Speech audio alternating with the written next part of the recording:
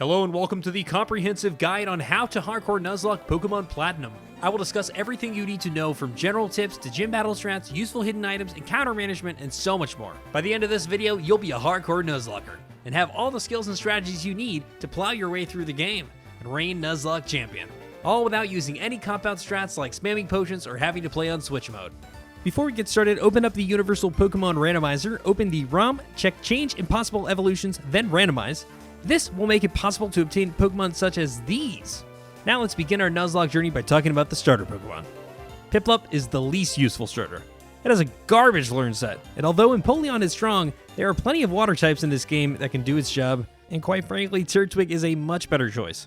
With moves like Crunch, Curse, and Leech Seed, it's strong defensively and is the only starter to fully evolve in time for Maylene. But Chimchar is the optimal play here. Fire types are super rare in Platinum, plus the Monkey line has excellent moveset options, including powerful status moves such as Taunt that can really make the difference. If you're Omega Brain, delay Monferno until 46 to get Slack off. Alright, pick up some Pokeballs and let's do some encounter management. Between Lake Verity and 201, you will get a guaranteed Bidoof and Starly, but only during the daytime. Otherwise, you could end up with a Kricketot. Head north to Veilstone Town and now you'll get a guaranteed Shinx on 202. Grab that hidden Stardust and head into Jubilife City, where you'll want to stop by the condominiums and pick up the Quick Claw, which can really help out those slow Pokemon. Technically, there are 8 war encounters you could get before Roark, 9 if you count Twinleaf Town. But the name of the game here is to try and secure both Zubat and Bidoof and avoid Kricketot like the plague. Head over to 218 and pick up that old rod, but I would recommend you hold off on fishing right away here because you can only catch Magikarp, and 218 has some really great options for late game, including Mr. Mime and Floatzel. 219 also on my skip list, as you get a guaranteed Lumineon later with the good rod. Place I'd recommend you grab your carp is Twinleaf Town if your rule set allows it. Otherwise, I'd go route 203. There is a potential Aber here during the daytime. However, it is also guaranteed to teleport. You can try to save the encounter, but there's only a single repel available prior to Gym 1, which means you'll have to risk it in the grass. If you want to try and guarantee Bidoof, use that repel in 204 and lead with a level 5 Pokemon. It is only a 25% encounter though, so your odds are against you, but you can also roll the dice here for a chance at Wurmple, which can be very nice if you end up with Dustox. Just make sure to have your clock set to daytime or else you'll be swarming with disappointment. Personally, I'd recommend saving that repel to guarantee yourself a Zubat. Having a Crobat in this game is an absolute must, and securing it early will open up future encounter tables. All you need to do is head to Oreburgh Gate and lead with a level 8 Pokemon. Simple. Having a Zubat here can guarantee you Psyduck and Ravaged Path, however, you will be able to catch Golduck later, and if you save this encounter, you'll get a guaranteed Barboach once you have the good rod. Now let's head over to Oreburgh Mine for your guaranteed ground type encounter, which hopefully will be Geodude. And we can snag our final encounter here on 207, just make sure it's during the daytime. Machop is the preferred encounter, offering some excellent deuce protection. Alright, before we take on Roark, I want to first explain an often underutilized technique in Nuzlocking, which is called edging. What this means is getting your Pokemon's experience as close as possible to overleveling, so that once the battle starts, it will quickly level up. This can make the difference in hitting that range or surviving an attack, and most importantly, it can mean access to certain moves, which I'll get to in just a bit. In general, Roark is pretty easy. These Pokemon, really good. These ones, they're okay. And these ones should probably stay in your box. Alright, now we're going to use that edging technique for a Geodude sweep, leading off a Shinx or Staravia for Intimidate, and get some Pivot, Growl, Leer, chip damage, get your Geodude in, use Defense Curl, then Rock Polish, and kill with Rock Throw, going up to 15, getting Magnitude, then press A and you'll get the win. These Pokemon can also solo the gym. Piplup, good for Geodude and Onix, but not so much against the Cranidos. And losing your starter this early is a run killer. A God tier Psyduck can also solo the gym, but you'll probably have other mons to deal with Roark, and I'd recommend saving Ravaged Path for that guaranteed Barboach. Now that the first gym is over, I'd recommend PK Hexing in some quality of life items to make your Nuzlocke run a lot faster. Head north to Flower Town and be sure to pick up the TMs for Bullet Seed and Pluck along the way. Now it's time to up that Nuzlocking game with some berries, which you can either cultivate manually by manipulating your clock or just use PK Hex to fill up those coffers. Now head east to Valley Windworks for your guaranteed Shellos using a level 12 Repel Manip. Weasel is a great backup encounter, but you can also get it on 205, and going for it in Valley Windworks will put you at risk for getting Pachirisu. Although this Pokemon is fast and has good bulk, it has very pathetic attacking power. Can also get a Drifloon here on Fridays after you've beaten Galactic, but it doesn't have the greatest learn set and is pretty useless until it evolves, and more importantly, by not getting Shellos here, you run the potential to miss out on securing some really great encounters for later in the game like Mangeton. Head to the Flower Meadow where you have the opportunity for a Honey Tree encounter. The way honey tree encounters are determined is actually a bit complicated, and there's only a few in the game that will give you the prized Munchlax. After you slather on that honey, wait 6 hours or just change your system clock. Anything besides a male combi is usable here. If you happen to get a female Burmy, then you'll most likely want to evolve it into the Steel type or Ground type Wormadam, depending on your team needs. Generally, Steel typing is better, and to get this, have it participate in a battle inside of a building, and then evolve it afterwards. Now we'll head back to the Ironworks to take on Mars and our infamous Purugly. This Pokemon is very fast, and hits like a truck, and for the purpose of this tutorial, I'll show you how you can beat it at the Hardcore Plus level cap of 17. And the mainstay of this strat here is to lower its attack. The easiest way to do this is with Intimidate Pivots, Growl, or Charm. Then if you have Beautifly or Statox, you can just String Shot it, or more likely, you'll have a Roselia. So you can use Stun Spore here and then set up a Leech Seed, then go into your highest defensive Pokemon and hope you don't get crit.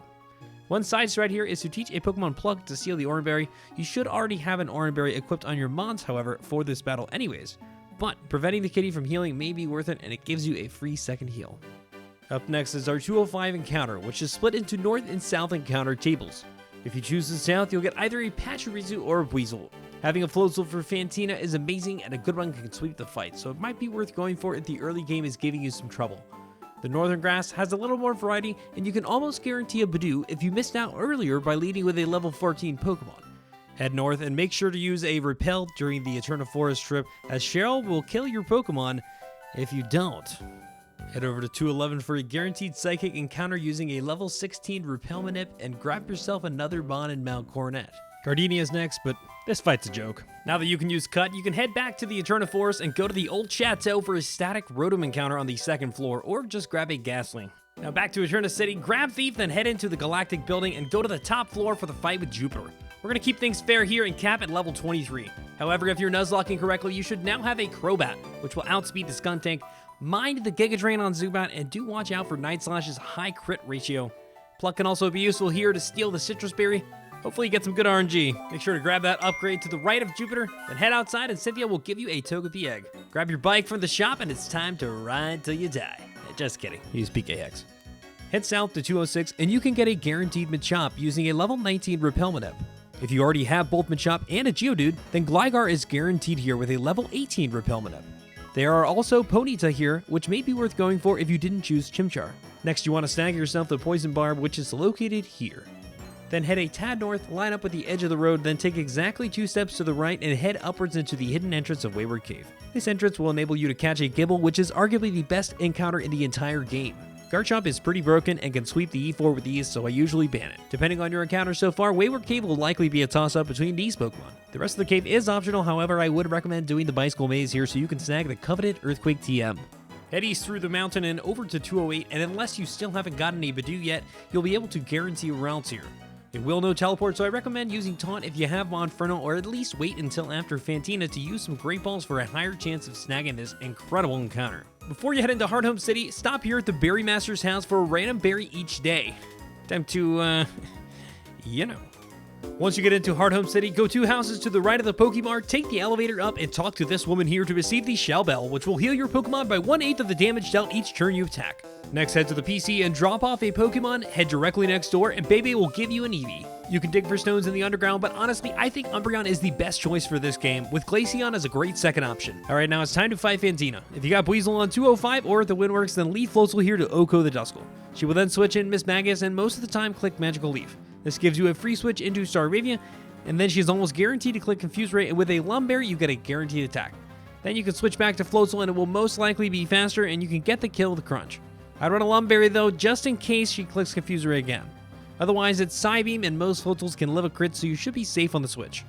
In the absence of Floatzel, you'll likely need some more strategy here for a clean win. The Duskull is pretty easy to take out, and usually will click Will-O-Wisp at some point, so you can use that to your advantage for a free attacking turn. Crobat demolishes here, especially since the AI will often click Future Sight thinking it's super effective typing. However, it actually deals typeless damage, and Duskull has garbage special attack, so you won't take that much damage at all. Just remember to pack a Lumberry though for the Will-O-Wisp. If you use any Pokemon which is weak to Miss Magus to kill Duskull, it will ensure she sends out her ace next. Gyarados is strong here, but be careful with Confuse Ray. Crobat can be a guaranteed finisher, as even a 0 speed IV Bat will always outspeed Miss Magus, but Bite will only get you 50% damage, so watch out. Remember Umbreon? Well, it can't actually attack any Fantina's Pokemon. What you can do is chuck sand, and after about 4 sand attacks, the AI will prioritize using Magical Leaf since it cannot miss. While it is possible that she chooses another attack, Magical Leaf will be favored, which can be just the advantage you need to get the kill. Now that Mismagius is gone, you should be in the clear. A strong defensive Pokemon such as Graveler does really well here. Haunter has garbage attack, and you should be fine as Fantina's only knows physical moves. Just bring a Lumberry for that hypnosis. Head east to 209 and Barry will ambush you on the way out, but you should have easy counters for his team, but just come prepared. After beating Barry, grab the good rod, then head back to get your guaranteed Fenneon on 219 and your guaranteed Barboach in the Ravage Path. Now we're going to get our guaranteed Spiritomb on 209. First go to 208, talk to this NPC, he'll give you the odd keystone, go back to 209, interact with the Hello Tower, placing the keystone inside. Now you can either go to the underground and interact with some players, or more likely you won't be able to do this, so you can put in the action replay code below. Go to the underground, press L and R, you'll see now you've interacted with 100 players, go back outside, input the second code, press L and R again, now interact with the tower, and you should encounter the Spiritomb. If you're unable to get the code to work or you prefer the grass, there are some amazing Pokemon here, including Chansey and Duskull. There is also the Lost Tower available for a guaranteed Duskull or Ghastly. However, this is not treated as a separate met location in the game, so depending on your Nuzlocke rules, you may not be able to get an extra encounter here. Snag that Steelwing TM, then head into Solaceon Town, over to the ruins, grab Defog, and then pick up your Token Unknown, which is an amazing sack Pokemon. Head north to 210, and if you already have a Machop and a Meditite, then you can delay for the northern table and use a level 29 Repel Manip to guarantee a Scyther. However, you can also catch a Swablu here, which is equally amazing. If you don't want to delay, the southern section offers a chance at Scyther as well, and is your final opportunity to catch a Chansey. Grab that Roost TM, then head east to 215, where there are 2 more TMs, Payback and Shockwave. There are also some great encounters here as well, just be prepared for Teleport. Normally, I don't talk about trainers much, but there are 2 ace trainers here at the end of the route which can make for a nasty doubles battle. I'd recommend fighting them separately, just watch out for the aftermath on the Drifblim. And at last, we have made it to Veilstone City, and there's a lot you can do before you take on Maylene. Head to the department store and stock up on whatever TMs you want, and you may not know this, but you can actually buy Ultra Balls here. You can also get a Sticky Barb from this guy on the 5th floor. Go ahead and grab the coin case, then gamble or PK Hex your way to victory until you can buy all those wonderful goodies. Then drop off in Mon and head directly behind the Pokemon Center to get yourself a Porygon, which you can evolve into Porygon 2 using the upgrade. Now we can head south to 214, where it's a toss-up between Houndour and Rhyhorn. Daytime favors Rhyhorn and nighttime favors Houndour. Just remember to bring a taunt for that roar. If you do get the Doggler, it will guarantee you a prized Giraffe Rig on Valor Lakefront, but only during the day. Snag yourself a Hippo in the tunnel, as well as the Big Root and the hidden Razor Fang, which will let you evolve your Gligar. Then head south to 213, snagging the Aerial Ace TM as well as a guaranteed Wingull. Then head into Pastoria City and catch your guaranteed Remoraid. In the southwest corner, there's a woman who hands out the damage resist berries, but the big prize here is the move reminder. Since you can farm heart scales in the underground, you have unlimited use to relearn old moves or get access to level 1 moves, such as Fire Fang on Gliscor. Head west to 212 for a guaranteed Quagsire using a level 26 Repel Manip. Then grab your Great March encounter and let's head back to Veilstone City to take on Maylene. Her first 2 Pokemon shouldn't give you too much trouble, and you can pivot first turn on Fake Out into your Ghost Pokemon to get the free level up with Edging. The Lucario is a little more challenging, however, you have a guaranteed answer using your Pelipper. It's super tanky, and with Roost and a Lumberry, it's practically guaranteed. Flamethrower Octillery also does well, Gliscor Fire Fang, also great, and Gyarados is a total hardwall. You should have this one in the bank. Now go to the back of the Galactic Warehouse for a doubles battle and for the Fly HM, then head back to Pastoria City. When you're ready, head towards the gym for another berry ambush. You can easily demolish him though with only your Gyarados, or use another strat if you prefer.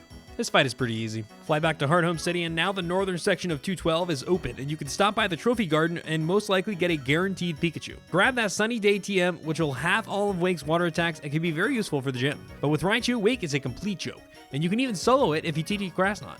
Just make sure to relearn any moves such as Thunder Wave before you evolve it, as Raichu has a more limited learn set. After you chase down the Galactic Grunt, get the Secret Potion from Cynthia, you can head back to Route 210, clear the group of Psyducks, and if you delayed your encounter, now you get that guaranteed Scyther or a chance at Swablu. Head north, grabbing the Shadow Ball TM along the way. There are several ace trainers here to contend with, including a doubles battle, but some of them are dodgeable. Just be aware of what they have so you don't get caught off guard. Once you arrive in Celestic Town, head to the shop in the northwest corner next to the pond and talk to this guy in the morning, day, and night, and he'll give you a different pair of glasses each time. time. The black glasses boost dark moves by 20%, wise glasses boost all special moves by 10%, but the big ticket item here are the choice specs. They will lock you into the first selected move, but boost special attack by 50%. Behind the Pokemon Center is a Dragon Fang, and on the ledge west of the ruins is a hidden King's Rock. Head inside the ruins to take on Cyrus, but this battle shouldn't give you too much trouble. Now armed with Surf, you can head around the map and grab some extra items. Noteworthy ones include Giga Drain on 209, Mystic Water in Pastoria City, and Poison Jab on 212. Next, head to Fuego Ironworks by flying to Floweroma Town and then surfing from 205. There are several options for your encounter, but the best by far is Magnemite. If you have Floatzel, then it's guaranteed with a level 30 Repelment Up. Otherwise, I strongly recommend that you delay this encounter as there are several more opportunities to catch a Floatzel. Next, fly to Sandgem Town and surf south to Route 220 for your guaranteed Squidward. Then continue east to 221 where a level 31 Repelment Up at night will give you a great shot at getting a Floatzel. You can also grab the X-Scissor TM here as well, and there's a man in this house who will ask you to show him a random level Pokemon each day and give you either a Black Belt or the coveted Focus Sash, which lets you live any hit from full HP and is amazing for strats like Endeavor and a Quick Attack, or for fast glass cannons like Alakazam. And this reward is repeatable, so I would recommend stocking up on them. Next, head to 218 and finally grab yourself a Mr. Mime or Floatzel here. Just make sure to use a level 31 Repelment Up. Otherwise, you might end up with a useless Chatot. And now we've made it to Canalave City, where Barry will once again ambush you, and for the first time in the game, he can actually put up a decent fight. Just come prepared. Heracross is the biggest threat here, but has no coverage for flying types, so Staraptor or Crobat will demolish it. Go ahead and deposit a Pokemon out of your party as we are about to receive a Riolu egg, which we will use as our Canalave City encounter, as the met location for a Pokemon is actually determined when it hatches. So you want to have a level 35 Pokemon in your party as well, then hop onto the boat, head to the Iron Island. Once inside, if you have a Rhyhorn, head to the left and grab the Protector to evolve it into Rhyperior. Then head right and make your way down to the lift, head right again and grab the Iron Tail TM, then head left and you'll have to accompany Riley for a bit. You can avoid fighting most of these doubles battles and make them singles, but they aren't that bad. Then you can grab the magnet here along the western edge. Once you've made it through, Riley will give you the Riolu egg. What we are going to do is hatch the egg in Canalave City as our encounter there. This will enable you to catch a guaranteed Steelix down here using your level 35 Pokemon. Head down the lift and over to the final area and grab both the Metal Coat as well as the prize Shiny Stone. Head back to Canalave City to take on Byron. Mangeton is easily countered by Hippowdon or Whiscash, which you are guaranteed to have. Steelix is a little bit trickier as Ice Fang adds ground coverage, but Whiscash is still pretty strong and Gyarados cleans up pretty easily. Most water types are good here, just keep in mind that Steelix has insane physical defense, so try to attack with special moves if possible. Byron's Zay's Bastiodon is super tanky, but fortunately it's quad weak to both fighting and ground moves, and Machamp can take it out easily. This is also a great battle to bust out your newly acquired Lucario, which absolutely demolishes Bastiodon. Remember edging? Well, Lucario learns close combat at level 42, which is guaranteed to OHKO the Bastiodon. You can unfortunately lead pivot due to Magnet Pull, but you can easily pivot through an Ice Fang or Flash Cannon coming from the Steelix. Get that level up. Next up is a Saturn fight in the now dried up Lake Valor. Golbat and Bronzor are pretty easy. The Toxicroak is quad weak to Psychic. Then fly over to Lake Verity for the fight with Mars, who has a similar team, sub Purugly for the Toxicroak. Head up to Mount Coronet and make your way to Route 216, grabbing Rock Polish TM, Soft Sand, and Never Melt Ice along the way. Now you finally have a chance to catch some Ice-type Pokemon. Nighttime is best for 216 as there's a chance for Snow-Run and a less chance of Snover, which in turn increases your odds for Sneasel. If you don't have a Meta-type, make sure to use a level 35 Repelment Up to guarantee an Ice-type encounter, although this will mean no chance for Snow-Run. Head to 217 and grab the Rock Climb HM and Hail TM near the Hiker's House. Then the Smell Tag from the woman in the house near the Icy Rock, which you can use to get Glaceon if you still have your Eevee. Snag another Icemon in the grass, then another at the Acuity Lakefront, and head into Snowpoint City where it's time to take on Candice. This battle can get out of hand if you aren't prepared, as Abomasnow's ability Snow Warning will summon Hail, which in Generation 4 is permanent. This ensures that Blizzard never misses and will also activate Frostlass's Snow Cloak, which increases its evasion stat and when combined with Double Team can be an absolute nightmare. The best counter for this is Feint Attack Umbreon, which can really only take damage from Blizzard, and if you set up Sun to cancel the Hail and teach it Psych Up to copy evasion, then you'll be in phenomenal shape. You will also have access to moves that don't miss, such as Aerial Ace, Shockwave, or Magnet Bomb, or you could run Rain Dance Thunder as a counter. Steel types in general are good for Frostlass and Sneasel. For Piloswine, bring them on with good physical defense that no special type attacks, or bait EQ, then Encore with Togekiss to get the easy kill with Aura Sphere. The Abomasnow hits really hard, but it has a lot of weaknesses, especially to fire. Overall, this battle isn't too bad, just come with a strategy. Now that you can use Rock Climb, you can go grab the Shiny Stone here on Route 210 so you can finally evolve your Roselia. Then head back to Snowpoint City and climb up to Lake Acuity. Don't forget to grab that Reaper Cloth if you have a Dusclops, then surf across for one final Ice-type encounter, which I would skip unless you already have a Golduck so you can guarantee a Snorunt later. Fly back to Veilstone City and head into the Galactic HQ to take on Cyrus, picking up the Sludge Bomb and Dubious Disc along the way. This fight shouldn't give you too much trouble. Saturn is up next, and Toxicroak is the only real threat, but your Crobat should be able to handle it. Now head to the entrance to Mount Coronet on 207 and make your way to the summit. There's a Dawnstone in the southeast corner of the first floor if you caught a female Snorunt or still have a Corellia. Grab that Rock Slide TM on the second floor, then make your way up to Spear Pillar for the dreaded doubles battle with Barry. This fight has a bit of RNG depending on how Barry decides to fight, but generally his Munchlax doesn't do very much, which is actually a good thing. The best strategy here is to pick a side and leave the other Bronzor alone. The left side has the Skuntank, and the right side has the Purugly. Make your way through Distortion World to take on Cyrus. This battle can actually be challenging. His Pokemon have competitive movesets this time, so you'll need a solid strat. You may need to fly back and get another team, but keep in mind you'll still need to use Surf, Strength, Rock Smash, and Rock Climb to get back to Spear Pillar. Fortunately, most of his team is weak to electric moves. Good luck, Nuzlocker. You got this. Now we can get ourselves a Send-Off Spring encounter, which is a guaranteed Dusclops with a level 40 Repel Manip. Head back to Management Town and talk to the professor, and now you'll finally be able to access Road 222 heading east from Valor Lakefront. You can get a guaranteed Mangeton with a level 41 Repel Manip during the night if you've already caught a floatzel. Otherwise, if you already have a Mangeton, then you can get a guaranteed Electabuzz if you nip during the day. Head to Sunny Shore City, grab some ground types, and go destroy Volkner. Now surf north to 223, snagging a guaranteed Mantike as well as the Rain Dance TM. Now it's finally time for Victory Road. Bring a backup team and some strats, and you'll be fine. Now you've arrived at the Pokemon League, but before you fight the E4, Barry will ambush you for one last battle. Lead Lucario to bait a close combat, then into Crobat, back to Gyarados for the Ice Fang kill. This will bait a Rock Slide from Heracross, so go into Lucario, which baits close combat, into Crobat for the easy kill. Snorlax hits hard and has immunity, so you can't Toxic it, but if you pivot Lucario on the Body Slam, it will bait an Earthquake, then pivot to Togekiss for the easy Encore strats. Rapidash is taken care of by Gastrodon, which baits Giga Drain from Roserade, going into Crobat here for the kill, and Polion gets taken care of by Quag for the easy win. Alright, it's time for the Elite Four. In general, you'll want to build your team around Cynthia, especially her Garchomp. It's nearly impossible to outspeed, but fortunately, it's very weak to ice moves. If you want to solidify a victory over the E4, I would definitely recommend Eevee training your Pokemon, which can be as simple as Pika Hexing in the Eevees, so don't forget because it really can make the difference. Aaron is up first, but Infernape carries pretty hard here. Bertha is slightly more challenging, but Togekiss does very well with Encore strats using Magical Leaf or Grass Knot. Other than Gliscor, you should outspeed her entire team. Flint can get you with his Magmortar if you aren't prepared. But unless he gets off a sunny day, you can use Solar Beam to your advantage with a mon like Gastrodon or Quagsire to get the kill. Lucian can be super annoying. Between Coal Mining Bronzong, hard hitters like Espeon and Alakazam, and screens from Mr. Mime, and of course his Ace Glade. Bring a solid strategy here, because this battle is pretty tough. Now it's finally time for Champion Cynthia. I'd recommend you sack aggressively here as you won't need your Pokemon anymore after this, and you want to maintain control in this battle and minimize damage to your crucial team members. It will also let you play strats like Focus Sashes since you can easily sack for a clean switch. You'll want to balance team for this battle and a solid strategy. You got this.